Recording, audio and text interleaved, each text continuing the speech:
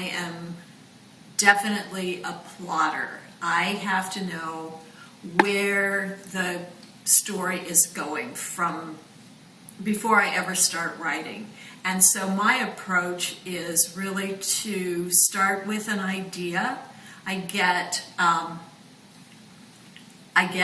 ideas from really strange places, like the idea for A&L Do Summer came from an article in a newspaper about some kids who smuggled pigs into the high school, into the principal's office of the high school. So that just started me going. And then, so I have this idea, but of course an idea is not a plot. An idea is just an idea.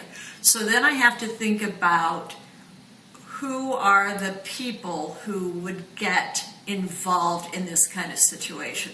So as I'm thinking about the plot and where the plot's going to go, then I also start thinking about the characters and who are these people who are would even want to smuggle pigs into the high school, and why would they do that?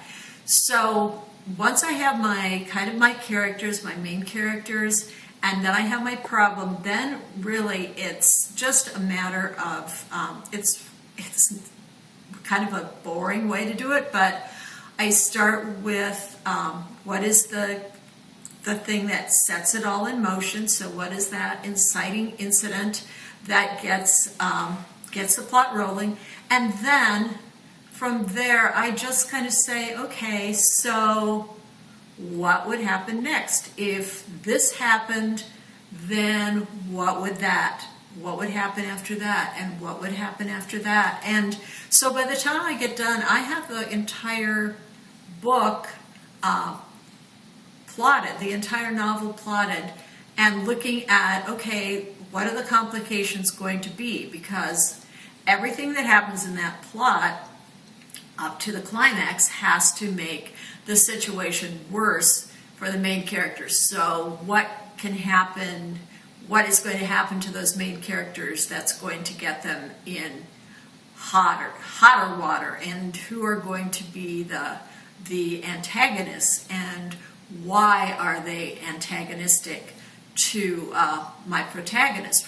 Why don't they want my protagonist to succeed in whatever this goal is?